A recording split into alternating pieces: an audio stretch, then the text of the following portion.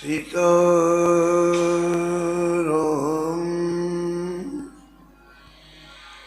पदाम्बुजो मधुपद यन्मानसं लीयते। सीताराम गुणावली निशिदिव यज्जीवया पीयते। सीताराम विचित्ररूपमनिशं यश्चक्षुषो भूषणं। सीताराम सुनाम धाम निरतं तं सद्गुरुं संभजे। नीलाम्बुज श्यामल कोमलांगं सीता समारोपितवामभागं। पाणो महा सायकुचारुचापं नमामि रामं रघुवंशनाथं।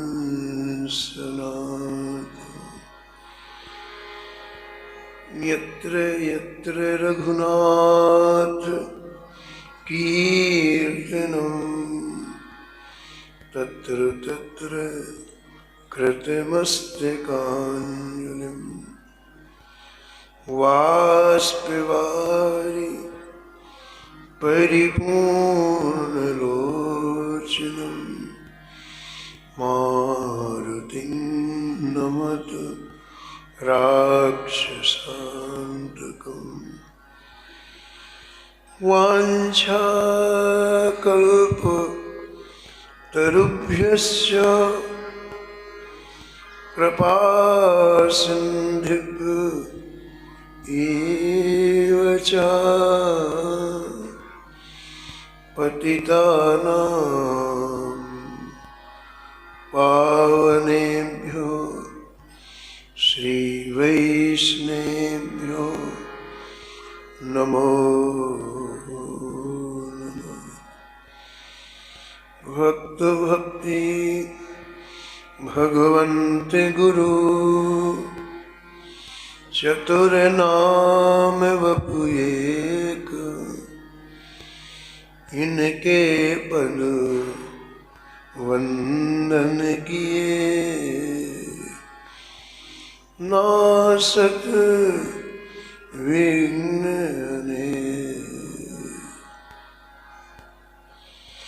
हरजुआय विराजिए। कथा सुनहु इतिहास तुम श्रोताया माल के। तुम पद रज मम तुम पीछे जो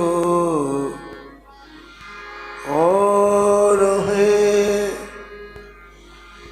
श्रोता है रसिखान।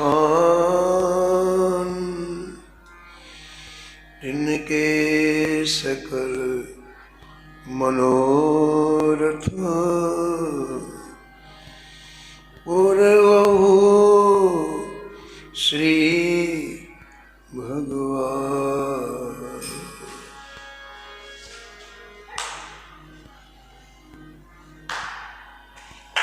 राधे राधे गोविंद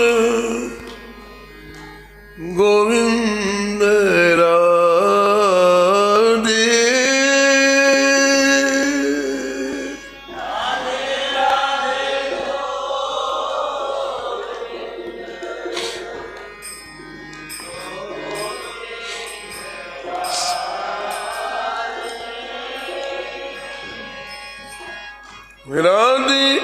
राधे गोविंद गोविंद राधे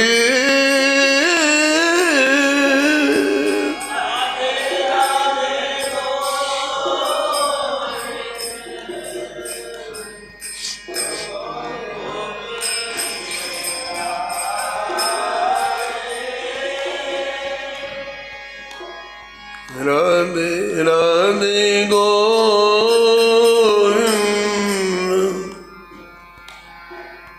गोविंद राधे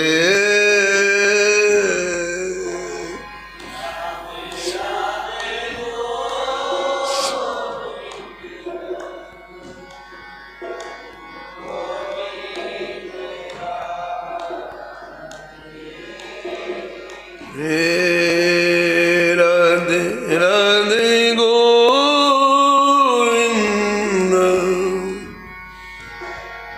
गोविंद राधे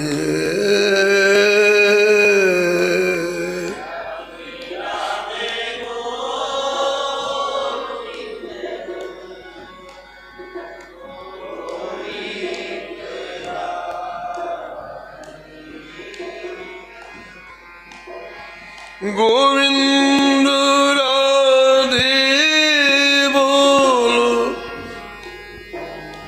गोपाल राधे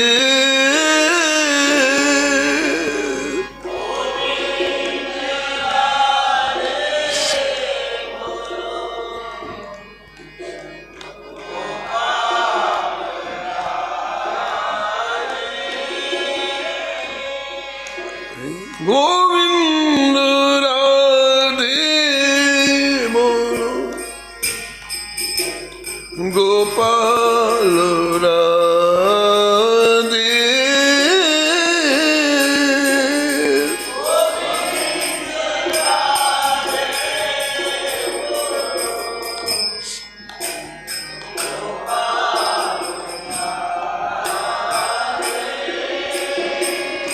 हाँ राधे राधे गोविंद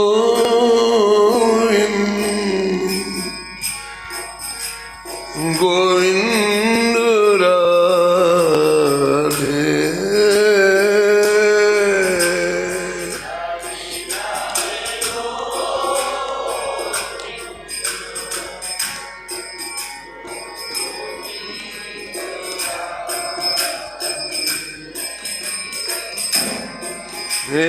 राधे राधे गोविंद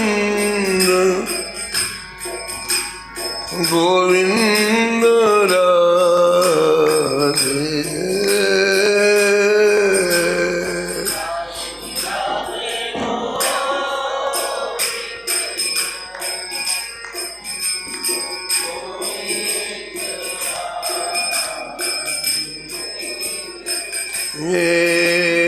राधे राधे गोविंद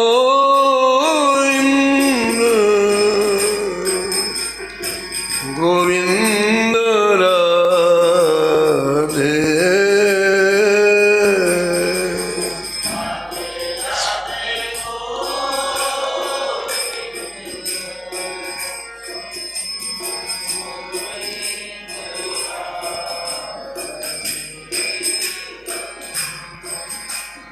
गोविंद राधे बोलो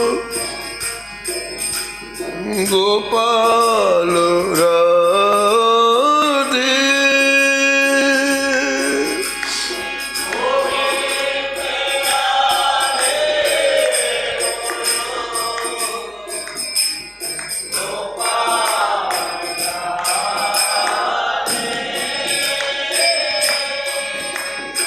गोविंद राधे बोलो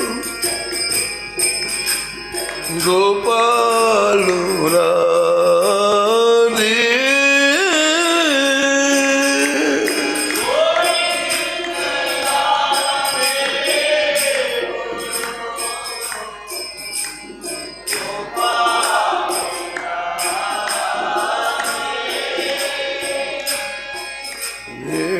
राधे राधे गोविंद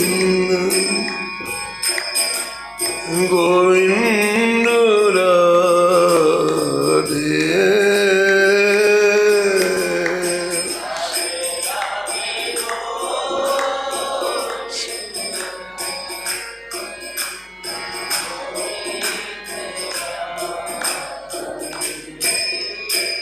श्री जानकी वल्लभ लाल की, श्री मंगल मूर्ति हनुमान जी महाराज की, सपरिकर श्री भक्तमाल जी की, श्री स्वामी अग्रदास जी महाराज की, श्री नाभाजी महाराज की, श्री प्रियादास जी महाराज की, सब संत भगवान की, श्री वृंदावन धाम की, श्री बांके बिहारी लाल की, श्री राधा वल्लभ लाल की, श्री गिरिराज जी महाराज की, श्री यमुने महारानी की, श्री रामनाम महाराज की, श्री महाराज जी की जय जय श्री राधे।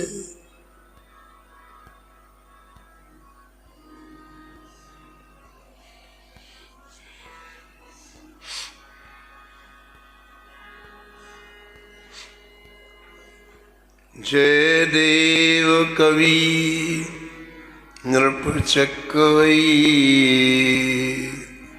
खंड मंडलेश्वर आन कवि।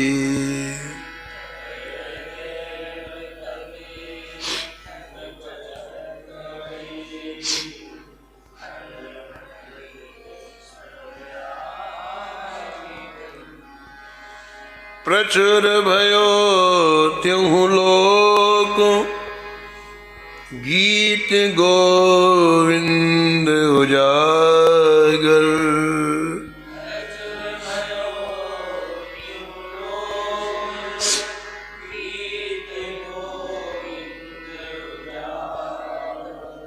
कोक काव्य नो रस सरस श्रृंगार को सागर।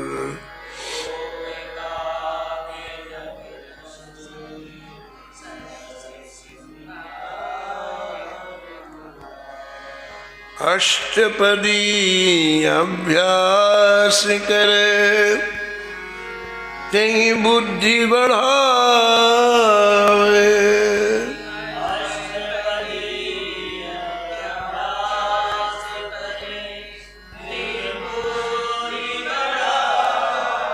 राधा रमण प्रसन्न सुनन निश्चय आवे।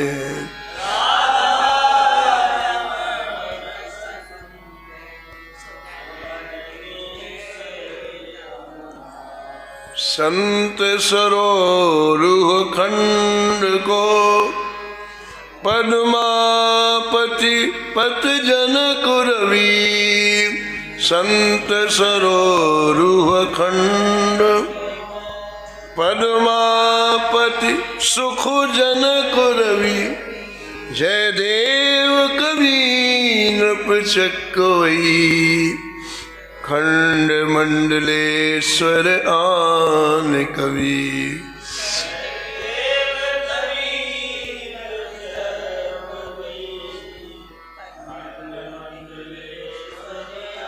खंड मंडलेश्वर आन कवि।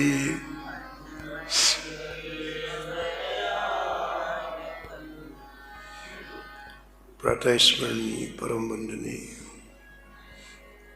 श्री भक्तमाल के रचयिता श्री नाभा गोस्वामी जी इस छप्पे में परम भागवत परम रसिक श्री स्वामी जयदेव जी महाराज का स्मरण किया है और निष्कर्ष के रूप में कहते हैं कि श्री जयदेव जी कवियों में सम्राट हुए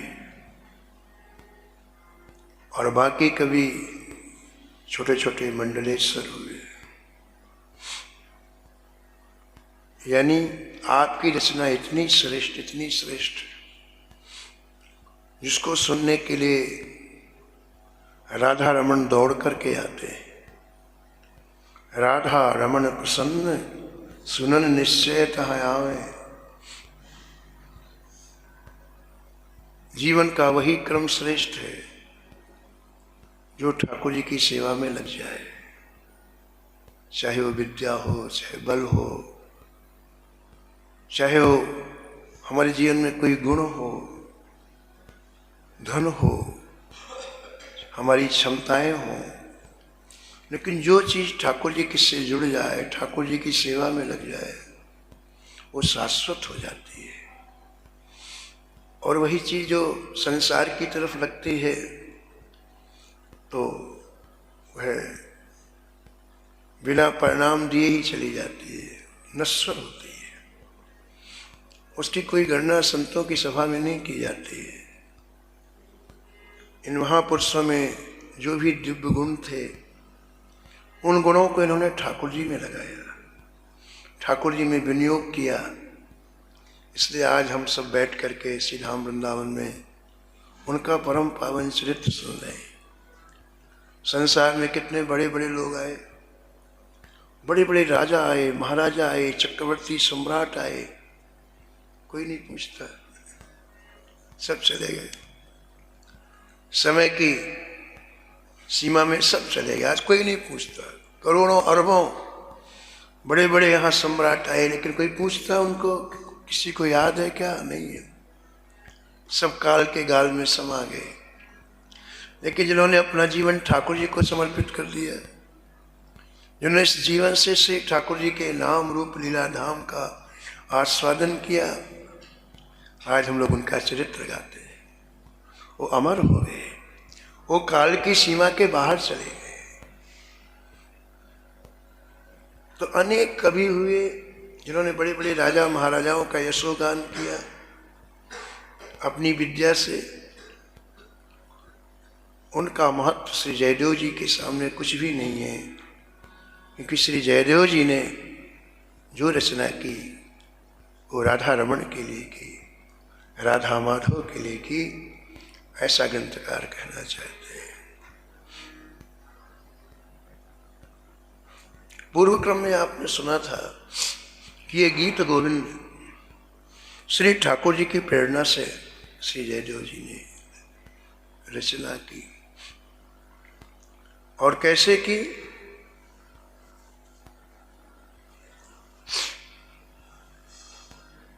देख देख करके की। जो दृश्य उन्हें दिखाई पड़ रहा है आंखों के सामने, वो लिखा। बुद्धि से सोच के नहीं किया। छोटी सी कुटिया में वो लीला दिखाई पड़ रही है और उसी को उन्होंने लेखन किया। भगवान श्री राधा माधव ने जब आज्ञा की कि तुम गीत गोविंद की रचना करो श्री जयदेव स्वामी जी से, कहा जय जय, कहाँ मैं कलिमल ग्रसित प्राणी, कहाँ आपकी दिव्य रसमयी लीलाएं, कैसे मैं वर्णन कर सकता हूँ? तो भगवान ने कहा तुम्हें कुछ भी नहीं करना, जो देखो लिखो। तुम्हारी कुटिया में एक एक लीला दिखाई पड़ेगी हमारी, और जो लीला दिखाई पड़े उसी को लिखो। इसलिए अद्भुत कृति हुई।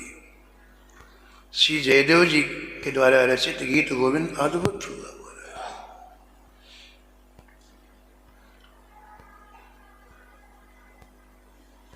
श्री नाभाजी के गुरु जी श्री अग्रदेव जी ने आज्ञा करी कि भक्तों के चरित्रों का वर्णन करो नाभाजी को। तो नाभाजी ने कहा कि जय जय, भक्तों के हृदय के भाव बड़े ही गूढ़ होते हैं।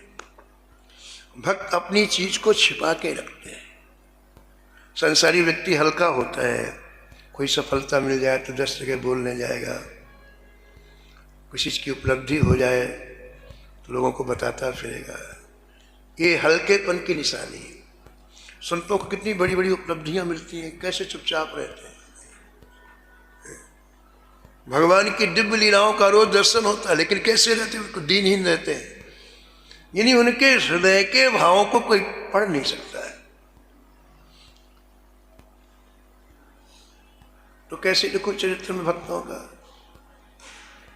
तो गुरु जी ने कहा कि जिस भक्त का तुम स्मरण करोगे वो तुम्हारे सामने प्रकट हो जाएंगे, और वो जो कहते जाओ लिखते जाओ। तो श्री जयदेव जी का जब स्मरण किया शीलाभा गोस्वामी जी ने, तो जयदेव जी सामने आए और आकर के सामने आया, जो दर्शन दिया वो अद्भुत दर्शन था। जयदेव जी आए तो श्री गीत गोविंद जी को ऐसे छाती में लगा के आए। जो गीत गोविंद की रचना की थी उसे ऐसे छाती में लगा के आए। तो नाभाजी ने जब दर्शन किया उन्हें आश्चर्य लगा कि ओहो, श्री गीत गोविंद से इतनी प्रीता इनकी। इसलिए आपको आश्चर्य होगा कि हर चरित्र में श्री नाभाजी पहले उस भक्त के दिव्य गुणों का वर्णन करते हैं, लेकिन यहाँ गीत गोविंद का वर्णन करना प्रारंभ कर दिया। नाभाजी को लगा कि जो सबसे प्रिय चीज है इनको, उसका मैं पहले वर्णन करूं। 4 पंक्तियों में केवल गीत गोविंद का वर्णन है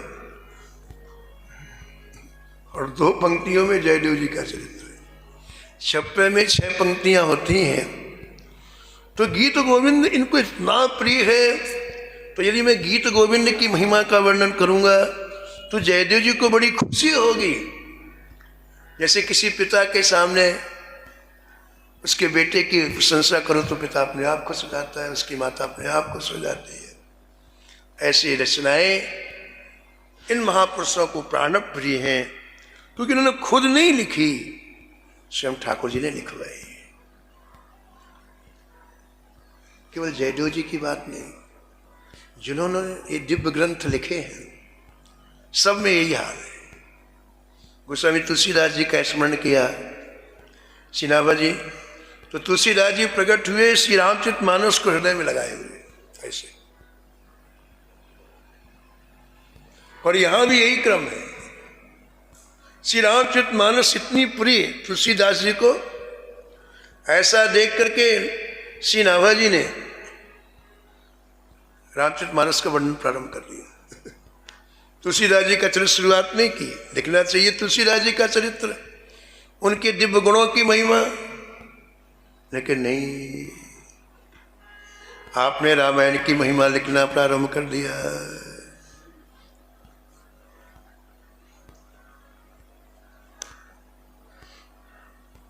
त्रेता काव्य निबंध करी सतकोटि रामायण,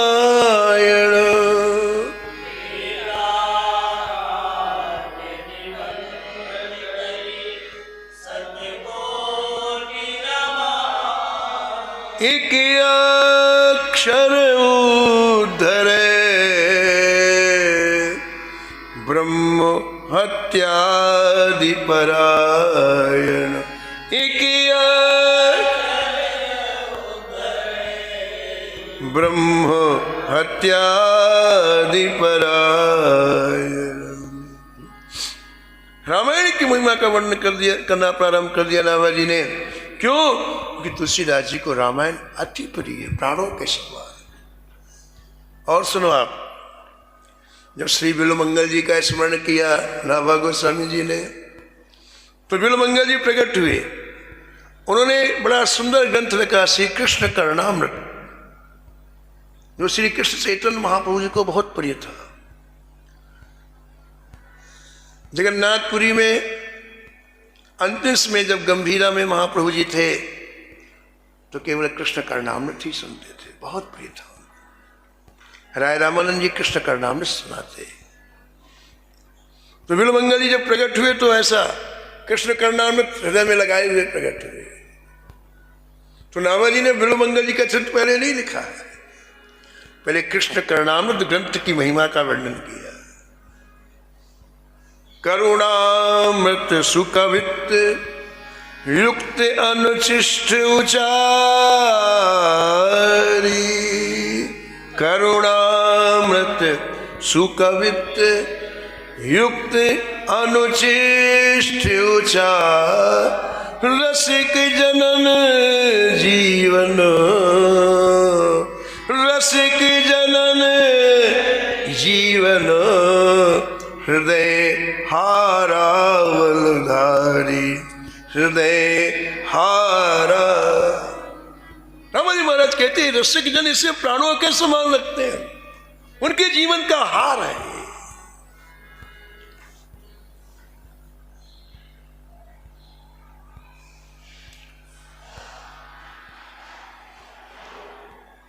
तो श्री जयदेव स्वामी जी ने गीत गोविंद की रचना की और वो गीत गोविंद इतना प्रिय है ठाकुर जी को कि जहां भी गीत गोविंद का पाठ होता है, गायन होता है, वहां से ठाकुर जी निश्चित रूप से श्रवण करने के लिए आते हैं।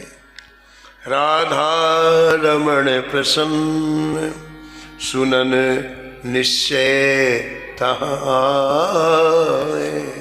राधा रमण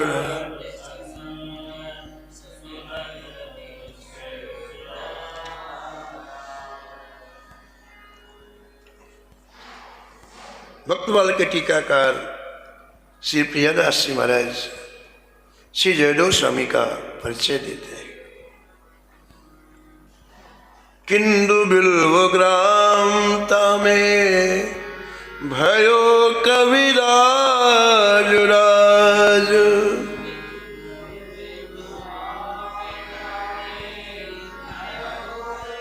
राज राज किंदु बिल्व ग्रामता में भयो कविराज राज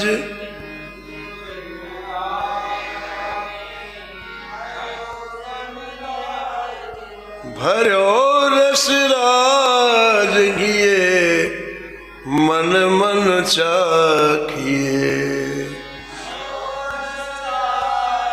हिए मन मन चाखिए मन मन चाखिए मन मन चाखिए मन मन चाखिए मन मन चाखिए।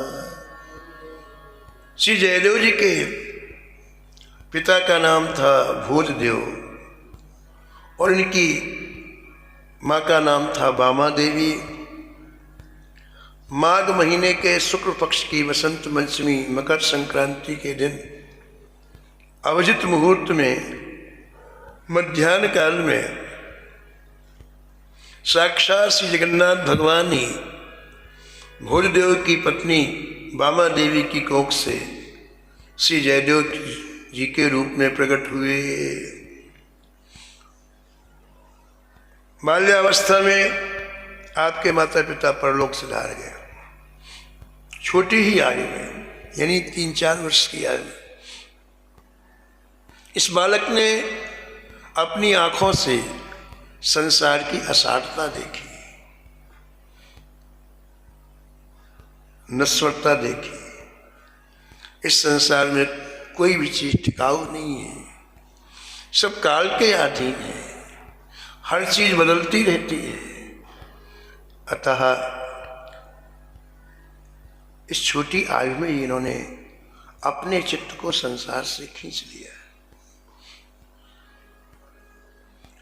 और उस चित्त को कहाँ लगाया? भगवान। मन को संसार से खींचने के बाद यदि आप उसे खाली रखेंगे फिर संसार घुस जाएगा। तो संसार से खींचने के बाद मन को भगवान में लगाए और भगवान से भर जाएगा तो फिर संसार में नहीं जाएगा। तो छोटी आयु बड़ी निर्मल होती है, 5 वर्ष तक की आयु बड़ी निर्मल होती है, उसमें कोई कुतर्क नहीं होता है, किसी के प्रति राग द्वेष नहीं होता है। तो ऐसी छोटी आयु में ही श्री जयदेव जी का मन श्री ठाकुर जी से जुड़ गया।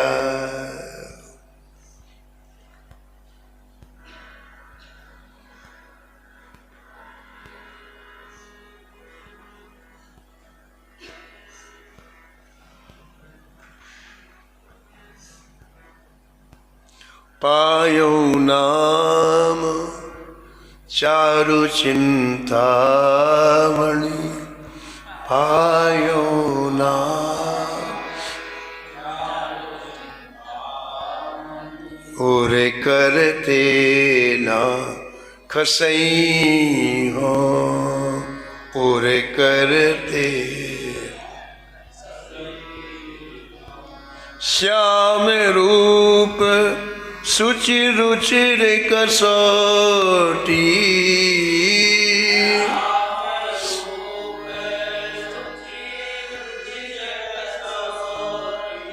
चित कंचन ही कसई हो,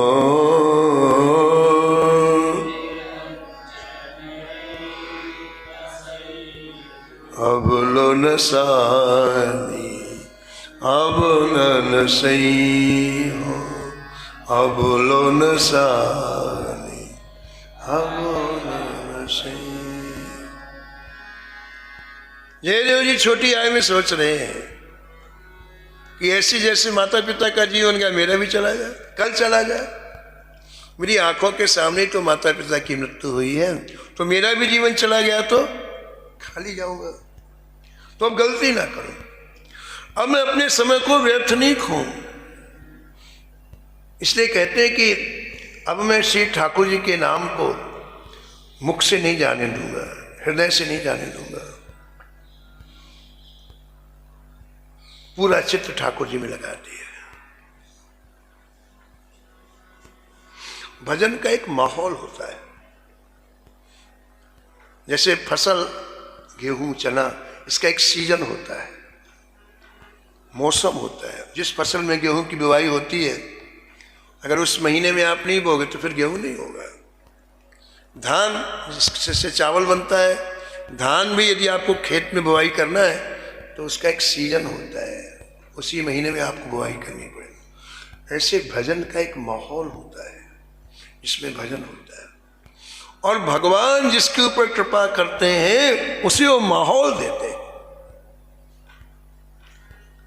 उसके बिना भजन होगा ही नहीं। भगवान जिसके ऊपर अनुग्रह करते हैं उसे भजन का माहौल देते हैं, भजन का वातावरण देते हैं। अब जितने भक्तमाल में चरित्र में आप देखो कैसे भगवान वहां से निकाल करके कहां लाए, किस जगह रखा, कैसी कैसी परिस्थितियां उनके जीवन में आई। वो परिस्थितियां कुछ भी नहीं है, वो भजन के लिए उन्मुख करने के लिए। हमें हमारी संसारी दृष्टि से लगता है कि ये परिस्थिति आई है, ऐसा नहीं है। वास्तविकता तो यह है कि आपको भजन के चरमोत्कर्ष बिंदु में ठाकुर जी पहुंचाना चाहते हैं, और हम नहीं जानते हैं कि भजन क्यों नहीं हो रहा है। ठाकुर जी जानते हैं, तो उस चीज को निकालने के लिए ठाकुर जी इस तरह से घुमा के आपको ला रहे हैं। अब देखिए, आप इनके जीवन का प्रारंभिक सूत्र देखिए, स्वामी जयदेव जी के जीवन का प्रारंभिक सूत्र देखिए आप। जयदेव जी घर में अकेले रह रहे हैं, कोई नहीं, छोटे से बालक हैं, भगवान का भजन करते हैं, कुछ मिल जाता तो खा लेते हैं, किसी से लेना ना किसी से लेना। इनके पड़ोस में एक निरंजन नाम का ब्राह्मण रहता था। उसने देखा कि इस बालक के आगे पीछे कोई नहीं है, आयु भी छोटी है, क्यों ना इसके मकान में मैं कब्जा कर लूं। बहुत से लोगों का ये काम धंधा बन गया है, बिल्कुल। इसकी संपत्ति ले लो, इसका धन ले लो, इसकी जमीन ले लो, इसकी जायदाद ले लो। वो न लोक को मानते, न परलोक को मानते, न भगवान को मानते, तो पूरा जीवन उनका इसी में लग जाता है। यद्यपि इसका महान कष्ट उन्हें सहन करना पड़ता है, बहुत भयंकर यातना सहन करनी पड़ती है। लेकिन जैसे व्यक्ति अंधा हो जाए, ऐसे लोग लोभांध होते हैं, लोभ से अंधे हो जाते हैं, आगे का नहीं देखते। तो निरंजन नाम के ब्राह्मण ने सोचा कि क्यों ना कोई षड्यंत्र रच करके मैं इसका मकान ले लूं। जयदेव जी का मकान बड़ा था, उन्हें कुछ पता ही, कोई मतलब ही नहीं था। तो उसने क्या किया कि एक फर्जी दस्तावेज लिखा। उस फर्जी दस्तावेज में क्या लिखा है कि जयदेव जी के पिताजी ने मुझसे विशेष कार्य के लिए 10,000 रुपये कर्ज में लिए थे, इनके पिताजी के दस्तखत बना लिए और वो फर्जी दस्तावेज लेकर के जयदेव जी के पास कहा कि देखो बालक, तुम्हारे पिता ने हमसे कर्जा लिया था और बिना कर्ज दिए ही दिवंगत हो गए, चले गए। अब भाई हम तो पैसा लेंगे, हमने तो पैसा दिया है तो पैसा लेंगे। अब तुम या तो 10,000 रुपये दे दो या फिर घर खाली करो। इस घर को हम बेचेंगे 10,000 रुपये में। अब देखो, आप ध्यान से सुनो, यदि आपका चित्त भगवान में लग जाए तो संसार की वस्तु पदार्थ आने से न जाने से न हर्ष होगा न विषाद होगा। चित्त नहीं लगा ठाकुर जी में तो इनके लिए आप प्राण दे दोगे, थोड़ा सा नुकसान हो जाए प्राण दे दोगे। लोग आग में कूद जाते हैं, रेल के नीचे पट्टी में बैठ के आत्महत्या कर लेते हैं। क्यों? क्योंकि भजन नहीं किया। भजन न करने से इन चीजों का महत्व बहुत मन में घुस जाता है, बहुत। और जब भजन का महत्व आ जाता है इसलिए हल्के लगने जाती है, साधारण। श्री रूप गोस्वामी जी को चैतन्य महाप्रभु जी ने पूछा कि रूप, तुम इस समय सब कुछ छोड़ करके मेरे पास आए हो। प्रयागराज की बात है, प्रयागराज में रूप जी सब छोड़ करके महाप्रभु जी से मिले तो महाप्रभु जी ने पूछा, रूप तू सब कुछ छोड़ करके इस समय मेरे पास आए हो। बादशाह के यहां तुम राज्य मंत्री थे, इतने बड़े पद में थे, और उस समय जब तुम वहां पर थे, बादशाह जब तुमको बुलाता था तुम कैसे दौड़ करके जाते थे, कहीं बादशाह नाराज ना हो जाए, एक मिनट की देर ना हो जाए। करते थे कि नहीं करते? हाँ। अच्छा ये बताओ रूप, अगर यहां बादशाह बुलाने के लिए आए तो तुम उस डरोगे? बोले नहीं। तो क्या कारण है? वहां बादशाह की एक आवाज में तुम दौड़कर पहुंचते थे कहीं बादशाह नाराज ना हो जाए, और यहां तुम बादशाह से बिल्कुल भयभीत नहीं हो रहे हो। क्या बात है? तो रूप जी को उत्तर नहीं दे पाए तो महाप्रभु जी स्वयं बोले। महाप्रभु ने कहा, रूप जी केवल कारण यह है कि बादशाह तुम्हें उस समय 1 लाख रुपए नौकरी देता था, तनख्वाह देता था, और तुमको लगता था कि यदि मैं बुलाने में नहीं जाऊंगा तो 1 लाख रुपए मिलना मुझे बंद हो जाएगा। तुम्हारे जीवन में उस समय पैसों का बड़ा महत्व था, कहीं 1 लाख रुपए न चला जाए। तुम बादशाह से नहीं डरते थे, तुम पैसों से डरते थे, कहीं 1 लाख रुपए न चला जाए, इसलिए बादशाह से थर थर कांपते थे। लेकिन वही पैसा तुमने लाखों रुपए, करोड़ों रुपए गरीबों में बांट करके तुम यहां आए हो, क्योंकि उस पैसे का महत्व तुम्हारे जीवन से चला गया। अब एक हुसैन शाह क्या, हजारों हुसैन शाह तुम्हारे सामने आ जाए फिर भी तुम्हें कोई भय नहीं, पैसे का महत्व चला गया। कब गया? भजन करने से। ऐसी प्रेमियों, संसार की वस्तु, पदार्थ, व्यक्ति का महत्व भजन करने के बाद समाप्त हो जाता है। इसलिए जयदेव जी के पास जयसो निरंजन नाम का ब्राह्मण गया कि तुम अपना घर दो, नहीं तो 10,000 रुपये दो। जयदेव जी ने प्रसन्न होकर के कहा भैया मेरे पास तो कोई पैसा वैसा है नहीं, ये घर ले लो तुम। और निरंजन तो चाहते था, बड़ा प्रसन्न हुआ कि ये तो बड़ा कुछ प्रयास भी नहीं करना पड़ा और हमारा काम बन गया। महाराज निरंजन ने कागजों में दस्तखत बनवा लिए जयदेव जी से कि अभी मेरा घर हो गया, और बड़ी खुशी खुशी घर की सभी वस्तुएं बैलगाड़ी में भरवा करके अपने यहाँ ले गया। लेकिन देखो, एक भगवान के भोले भाले भक्त से जो इस तरह का व्यवहार करता है वो ठाकुर जी को पसंद नहीं आता है। ठाकुर जी को अच्छा नहीं लगता है। ठाकुर जी तो एक एक पल की देखते हैं, एक क्षण की देखते हैं, इसलिए ठाकुर जी को ये अच्छा नहीं लगा। इधर उसने बैलगाड़ी में सामान भरवाया, जयदेव जी को निकाल दिया, जयदेव जी चल गए, जैसे थे, जैसे वस्त्र पहने तो वैसे पहन करके निकल गए। कोई आसक्ति नहीं, कोई लगाव नहीं। देखो अंतिम समय में जब ये जीव प्राण छोड़ता है ना, शरीर से जब प्राण निकलते हैं ना, वेदना क्यों होती है? लगाव हमारा इतना संसार में रहता है, संसार की वस्तु व्यक्ति पदार्थ में इतना लगाव होता है। इसलिए यदि इस मरने के पहले हम तैयारी कर लें, और तैयारी क्या है कि सारी ममता ठाकुर जी के चरणों में हो जाए, तो प्रेम से शरीर छूए, कुछ भी अनायास, कुछ भी कष्ट नहीं हो। तो देखो जयदेव जी के मन में न मकान के प्रति ममता थी, न वहां जो रखा सामान था उसके प्रति ममता थी। तो जयदेव जी सहज रूप में चले गए घर छोड़ के, लेकिन प्रकृति को सहन नहीं हुआ, ठाकुर जी को सहन नहीं हुआ। बैलगाड़ी में सामान भर करके अभी वो घर नहीं पहुंच पाया, और महाराज पूरे घर में उसके आग लग गई, धू धू करके घर जलने लग गया। बड़ी बड़ी भयंकर ज्वालाओं से पूरा परिवार घिर गया। उसकी पत्नी, उसके बच्चे भयंकर रूप से अग्नि की ज्वालाओं में लपट गए, रोने लग गए, सब त्राही त्राही मच गई। लेकिन अब कौन बचाए? हमारे पाप ही इस रूप में आते हैं, अब कौन बचाए बताओ? किसी गांव वाले ने जयदेव जी भी गांव के किनारे ही पहुंचे थे, किसी गांव वाले ने जयदेव जी से कह दिया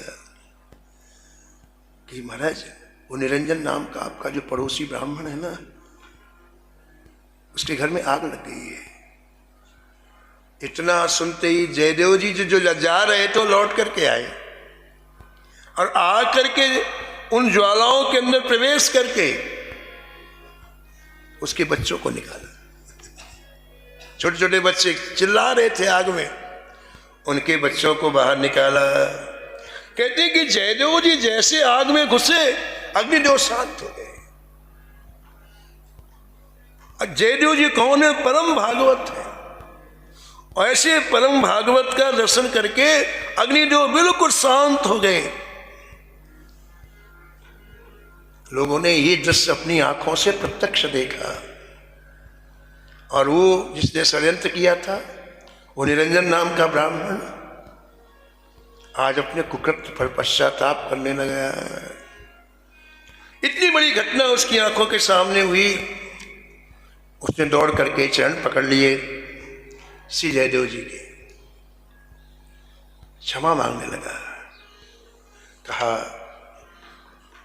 ये मकान आपका है, आपके पिता ने कर्ज नहीं लिया था, मैंने ही झूठा षड्यंत्र रचा था, उसका फल मुझे मिल गया। आप अपने मकान को संभालें, अपनी संपत्ति को संभालें, मुझे जो दंड देना हो आप वो दंड दें।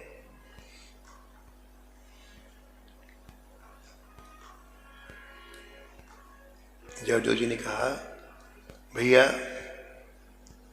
मुझे तो वैसे ही भजन करना था, न मुझे इस घर से लेना कुछ, न घर की संपत्ति से लेना है, इसलिए मुझे तो भजन करना है, इसलिए तुम रखो, मैं अब इस घर में नहीं रहूँगा, मैं तो भजन करूँगा। इस तरह से जयदेव जी सब कुछ दे करके वहाँ से भजन करने के लिए चल पड़े। ये संतों की बड़ी चरित्र की बड़ी विशेषता है कि संत किसी के प्रति द्वेष नहीं रखते हैं। कितना भी कोई अनिष्ट करे, कोई कितना भी प्रतिकूल व्यवहार करे, लेकिन कभी क्षोभ नहीं होता है। क्यों नहीं होता है? उसका एक कारण है, उनको ऐसा लगता है कि जो प्रतिकूलता आई हमारे कर्मों के द्वारा आई है। न कोई व्यक्ति किसी को सुख दे सकता है, न दुख दे सकता है। सुख दुख हमारे कर्मों का फल है, फिर क्यों किसी ऊपर दोषारोपण करो?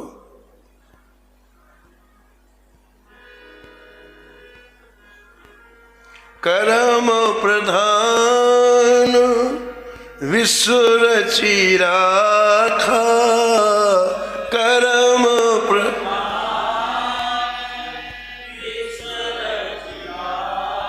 जो जस करे सो तस फल चाखा।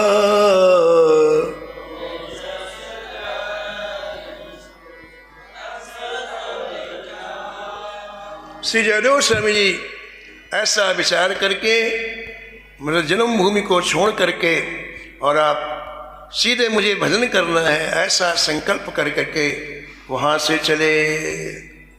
कहाँ जाना है?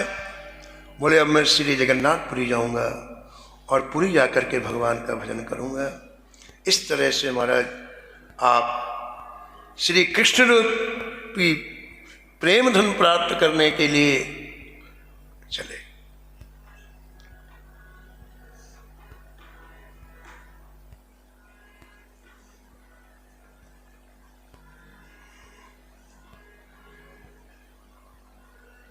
जो पे कृष्ण प्रेम धन पइए, जो पे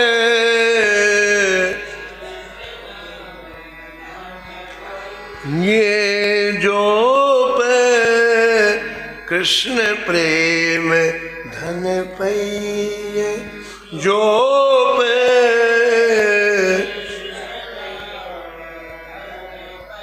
राखी गुप्त नहीं प्रगट जनइए,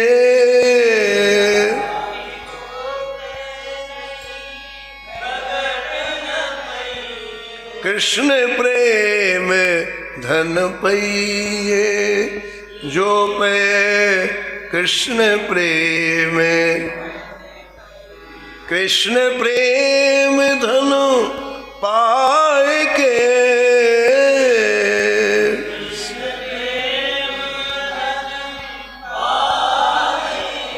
प्रगट न कीजे बाल,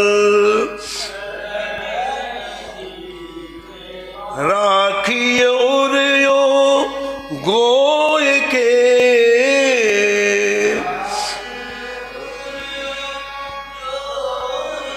जो मणि राखत ब्याल।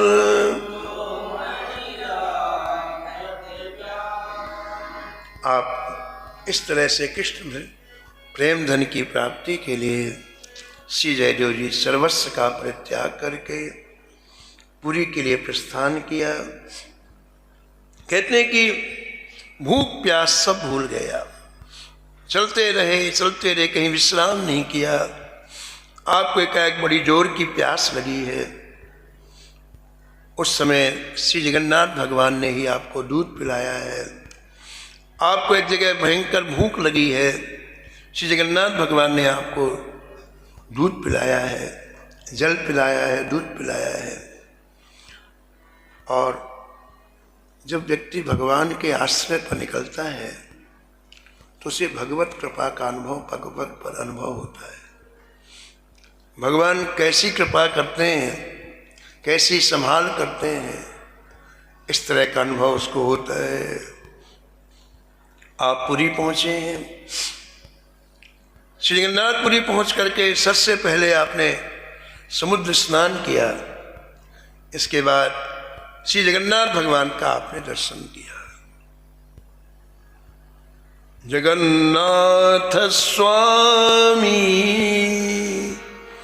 नयन पथगामी भवतु मे, जगन्नाथ स्वामी नयन पथगामी भवतु मे। हे जगन्नाथ भगवान, आप मेरे नेत्रों में निवास करो। नयन पथगामी भवतु मे, आप मेरे नेत्रों में रहेंगे तो संसार नहीं घुसने पाएगा। नेत्रों से तो संसार घुसता है। ऐसी आपने बड़ी प्रार्थना की और आप पुरी को छोड़ करके, पुरी का जो जंगल था उस जंगल में कैसे रहने लग गए? परम वैराग्य रूप से रहने लग गए। यानी कोई भी संग्रह नहीं आपके पास है, केवल एक कोपीन थी, बाकी कोई संग्रह नहीं था। और निरंतर उन एकांत स्थलों में कभी एक वृक्ष के नीचे 1 घंटे बैठते, कभी आधा घंटे बैठते और भजन करते। श्री कृष्ण चैतन्य महाप्रभु जी ने अपने परिकरों को उपदेश दिया कि भाई यदि वृंदावन जाते हो तो वृंदावन में कैसे रहना है। ब्रजभूमि में किसी वृक्ष के नीचे पड़े रहना, और भूख लगे तो गांव में से जाके टुकड़े मांग लाना, नित्य प्रति यमुना जी का जल पीकर तृप्त हो जाना, और यदि शीत लगे, ठंड लगे तो फटे पुराने कपड़े, वस्त्रों की गुदड़ी रखना अपने पास। श्री राम वृंदावन में कभी सम्मान की इच्छा नहीं करना। यदि भजन करना है तो सम्मान की इच्छा महाविष है। यदि अपमान हो जाए तो समझो बड़ा अमृत मिल गया हमें। सम्मानम कलयाति घोर गरलम, सम्मानम नीचापमानम सुधा,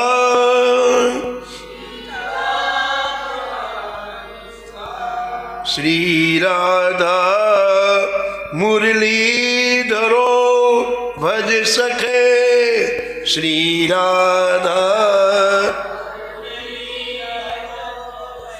वृंदावनम मात्यजो।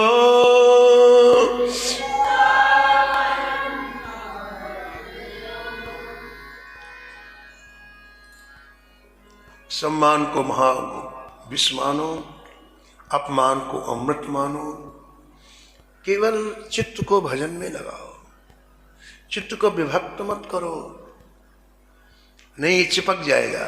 हमें सम्मान मिले, लोग हमारी प्रशंसा करें, फिर भजन कब करोगे। इसलिए वृंदावन धाम में रहना है तो राधा माधव के भजन में चित्त लगाओ। इस तरह से आप जगन्नाथपुरी के जंगलों में श्री जयदेव स्वामी जी निवास करने लग गए और इस भजन में डूबे रहते थे। श्री राम वृंदावन में श्री रूप गोस्वामी जी की यही रहनी थी। रूप और सनातन इन दोनों की यही रहनी थी। एक वृक्ष के नीचे एक दिन से ज्यादा नहीं रहते थे, कहीं आसक्ति ना हो जाए कि हमारा वृक्ष है। रोज वृक्ष बदल देते थे और ब्रजवासियों के यहाँ से भिक्षा मांग के लाते, मधुकरी मांग के लाते, तो जमीन में गड़ा देते। 5-5, 7-7 दिन तक और मधुकरी यानी रोटियां, 2 रोटी निकालते, जमुना जी के जल में डाल करके और बस उसी को पी जाते। परंतु वैराग्यपूर्ण भजन आप करने लग गए और देखो आप, श्री ठाकुर जी की जो इच्छा होती है वो होता है। श्री ठाकुर जी किससे क्या सेवा लेना चाहते हैं, क्या काम कराना चाहते हैं, ये ठाकुर जी जानते हैं, कोई नहीं जानता है। व्यक्ति ऐसा सोचता है कि मैं ऐसा करूंगा, मैं ऐसा करूंगा, लेकिन संतों ने अपनी अनुभूति बात कही है, अपनों सोचो दूर है, हरि सोचो तत्काल। हरि की जो इच्छा होती है वही इच्छा। तो भजन में डूबे हुए जयदेव जी, लेकिन जगन्नाथ भगवान क्या चाहते हैं, ये चरित्र आप कल श्रवण करेंगे। समय की सीमा में आज वाणी को यहीं विराम। नमो नमो।